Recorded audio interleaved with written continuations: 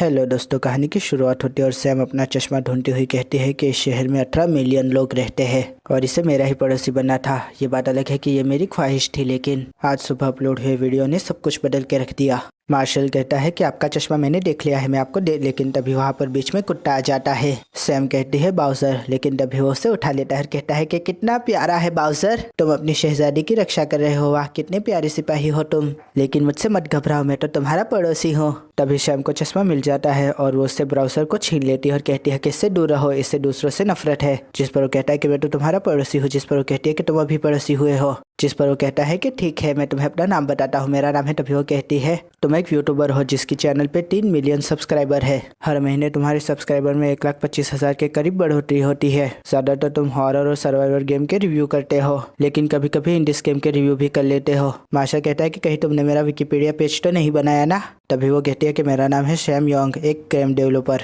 Martial कहता है कि सैम योंग ये नाम तो कहीं सुना हुआ लगता है, जिस पर वो गुस्सा हो जाती है और कहती है कि मैं उस गेम की डेवलपर हूँ जिसे आज सुबह तुमने कचरे में फेंकने को कहा था। सच्चाई तो यह है कि तुम्हें वो गेम खेलनी ही नहीं आई, तुमने उस गेम के उसूलों वाले पार्ट को बिल्कुल ही स्किप कर दिया। वो कोई लड़ाई झगड़े वाला गेम नहीं था जैसा कि तुम हमेशा खेलते रहते हो। उसे खेलने के लिए दिमाग की जरूरत होती है जो तुम में बिल्कुल भी नहीं है। तुम एक नंबर के बेकार यूट्यूबर हो। ये कहकर मुक्का मार के उसे आसमान में भेज देती है, लेकिन तभी हमें पता चलता है कि वो सपना देख रही होती है। मार्शल कहता है कि तुम गेम मेकर हो, ये तो कितनी अच्छी बात है, तुमने कैसी कैसी गेम्स बनाई है, क्या तुमने कॉलेज पीरियड से ही गेम बनाना शुरू कर दिया था? मुझे बड़ा अच्छा लग रहा है कि मेरी पड़ोसी एक गेम डेवलपर है। वो ये कह रहा होता है कि तभी सैम कुत्ते को लेकर अपने अपार्टमेंट में चली जाती है। वो कहती है कि मैंने उसे ये क्यों नहीं कहा। हम देखते हैं कि वो बहुत ही मायूस होती है। उसकी दोस्ती कहती है कि सैम तुम्हें क्या हुआ है। वो कहती है कि मुझे बहुत वक्त से अच्छा नहीं लग रहा। तभी वहाँ पर नाइस आ जाता है। वो कहता है कि सैम तुम बीमार हो, चलो हम डॉक्टर के पास चलते हैं। जिस पर सैम कहते हैं कि नहीं, मुझे डॉक्टर के पास नहीं जाना, जिसने मेरी गेम का मजाक उड़ाया था। उसके मजाक उड़ाने के बाद से गेम की रेटिंग बहुत ज़्यादा गिर चुकी है,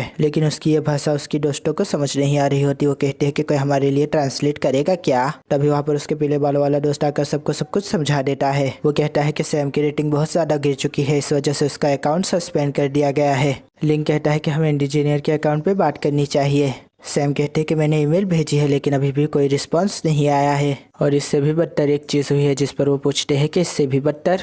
वो कहती है कि मार्शल मेरे 60 वाले अपार्टमेंट में रहने के लिए आया है, जिस पर वो कहते हैं कि क्या ये तो सच में बदतर है। वो कहती है मैंने उससे एक शब्द भी नहीं कहा। तभी उसकी दोस्त कहती है कि मायूस मत हो, हम कुछ ना कुछ करते हैं। जिस पर लाल बालों वाली कहती है कि मैं उस मार्शमेलो को तोड़ के फोड़ दूंगी। तभी उसकी दोस्त कहती है कि अहिंसा में ताकत है, उसका नाम मार्शेलो है, ना कि मार्शमेलो। लाल बालों वाली कहती है कि तुम ये नहीं देख रहे कि उसने इसकी जिंदगी को तबाह कर दिया है, हमें उससे बदला लेना चाहिए। तभी वो कहती है कि उसने गेम खेला और उसे पसंद नहीं आया, बस इतनी सी बात है। असल फॉल्ट तो उसके फॉलोअर्स का है जिन्होंने गेम की रेटिंग गिरा दी। सैम कहती है कि मार्शेलो की गलती नहीं है, लेकिन अगर उसने सच में सही कहा हो तो मेरी रमीनाटे उतनी अच्छी हो ही ना जितना कि मैं समझती थी। जिस पर उसकी दोस्त कहती है कि रमीनाटे एक बहुत अच्छा गेम है, मुझे पक्का यकीन है कि आगे चल के उसकी रेटिंग बढ़ेगी। तभी पीले बालों वाला कहता है कि मैं समझ सकता हूँ तुम्हारी फीलिंग, तुम्हारे चश्मे और कम मेकअप की वजह से कोई तुम्हें पूछता भी नहीं है, इसके ऊपर तुम्हारे कपड़े भी बिल्कुल सादा है। एक रमीनाटे गेम ही था जिसकी वजह से तुम हेकड़ी मार सकती थी, लेकिन उसकी भी रेटिंग गिर गई। लेकिन यकीन करो मैंने वो गेम खेला है और मुझे तो वो बहुत ही कूल लगा। सैम कहते हैं तुम्हारी बातों से मेरी ढारस बंधी है, तुम्हारा शुक्रिया।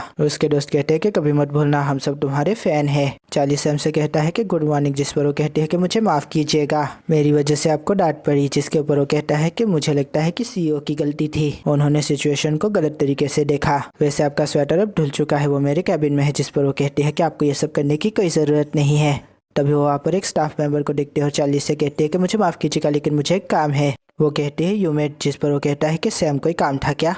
मैं तुम्हें वैसे एक बात बताना चाहता हूँ, मैंने आखिरकार मास्टर रैंक को हासिल कर लिया है। ये क्या तुम्हारा मुंह क्यों उतरा हुआ है? जिस पर वो कहती है कि मैं तुमसे कुछ पूछना चाहती हूँ, तुम्हें गेम इंडस्ट्री के बारे में बहुत मालूमात है ना? जिस पर वो कहता है हाँ बिल्कुल। वो कहती है कि क्या तुम गेम इंडिजिनियस के बारे में मुझे बता सकते हो? इसके बाद वो उसे अपना अकाउंट दिखाती है। वो कहता है कि ये तो बहुत ही बुरा है, ऐसे तो ये गेम किसी को भी रिकमेंड नहीं होगी। वो कहती है कि मैं जानती हूँ, मुझे ऐसा लगता है कि मेरा अकाउंट शुरू होने से पहले ही खत्म हो गया। वो कहता है मैं समझ सकता हूँ, लेकिन तुम्हारी सेटिंग की वजह से वो लोग भी रिव्यू कर पाएंगे जिन लोगों ने गेम नहीं खेला है। ये क्या, इन रिव्यूज के अंदर तो एक पॉपुलर स्ट्रीमर का नाम भी है। अब समझ आया तुम्हारे साथ क्या हुआ है? जिसके ऊपर वो कहती है कि क्या इंडिजिनियस की सेटिंग को बदलने का कोई रास्ता नहीं है? वो कहता है फिक्र मत करो, मैं उनसे बात जरूर करूंगा। वो कहती है तुम्हारा बहुत बहुत शुक्रिया। तभी हम देखते हैं कि चार्ली उन्हें देखकर खुश बिल्कुल भी नहीं होता। सैम अपने अपार्टमेंट वापस लौटती है और कहती है कि इसने अभी भी अपनी अनपैकिंग पूरी नहीं की है। तभी उसके पीछे मकान मालिक आ जाती है। वो कहती है कि सैम तुम नए किराएदार से मिली? जिस पर वो कहती है कि हाँ मैं मिल चुकी हूँ। मालकिन कहती है कि बहुत अच्छे। फिर वो घंटी बजा के कहती है कि जल्दी से इधर आओ, जिस पर वो कहती है कि मुझे उससे नहीं मिलना, मैं उससे मिल चुकी हूँ। मालकिन कहती है कि क्या तुम मुझे मना करने की कोशिश कर रही हो? तुम्हें ये नहीं पता कि मकान मालिक को मना नहीं करते? जिस पर वो कहती है कि मेरा ये मतलब हरगिज नहीं था। मार्शल दरवाजा खुलता है। मकान मालकिन कहती है कि तुम्हें यहाँ पर किसी भी तरह की प्रॉब्लम तो नहीं हो रही है ना? वो कहती है कि हरगिज नहीं, लेकिन दो खूबसूरत औरतों को अपने दरवाजे पर देखकर मुझे बहुत अच्छा लग रहा है। मकान मालकिन कहती है कि तुम नहा रहे थे, हम बाद में आ जाते हैं। जिस पर वो कहता है कि हरगिज नहीं, आप अंदर आए। फिर वो सैम की तरफ अपना हाथ बढ़ा के कहता है कि इतनी खूबसूरत लड़कियां बार बार थोड़ी ना यहाँ आती है। सैम इस बात पर हक्की बक्की रह जाती है। वो सोचती है कि मैं हाथ मिलाऊं या नहीं। खैर, मकान मालकिन भी यही है। इसके बाद वो हाथ मिला देती है। वो सोचती है कि इसका हाथ बहुत ज्यादा गर्म है। तभी मार्शल उसके हथेली का निशान देखकर कहता है कि इस तरह का निशान तो FPS, MOBA या फिर MMO को खेलते वक्त होता है। सैम कहते हैं कि नहीं, MMORPG को भी खेलते हुए ये होता है। जिस पर वो कहता है कि तुम वो गेम खेलती हो? वाह। सैम कहते हैं कि क्या तुम उसके बारे में जानते हो? जिसके ऊपर वो कहता है कि हाँ, जब मैं गिल्ड में था तब मैंने वो खेला था। वो पूछती है कि तुमने उसके आखिरी लेवल को खेला था? जिस पर मार्शल कहता है कि हेयरस्ट्रोल किंग। सैम इस बात पर खुश हो जाती है और वो कहती है कि तुम्हारा गेम लेवल क्या है? तभी सैम को होश आता है। वो कहती है कि ये तुम क्या कर रही हो? इसने रमीनेट की खराब रेटिंग करके उसको तबाह बर्बाद कर दिया। तभी मकान मालिक अंदर चली जाती है और कहती है कि मुझे अपना कमरा तो दिखाओ। लेकिन तभी वो कहता है कि अभी मैंने सब कुछ सेटअप नहीं किया है। वो मकान मालिक के पीछे पीछे कमरे में चला जाता है और सैम वहाँ पर दरवाजे पर ही होती है। वो जैसे ही अंदर एंटर होती है तो बॉक्स के ऊपर लिखा हुआ पढ़ती है और उसके दिल में गलत गलत ख्याल आने लगते हैं। मार्शल तभी बाहर आ जाता है और वो सैम से कहता है कि ये मेरे दोस्तों की करतूत है, उसमें कुछ भी ऐसा वैसा नहीं है। तभी मकान मालिक आके कहते हैं कि तुम्हारे दोस्त मुझे बहुत ही नॉटी बॉय लगते हैं, जब वो आए तो मुझे जरूर मिलवाना। चलो सैम। जिसके ऊपर वो कहती है ठीक है।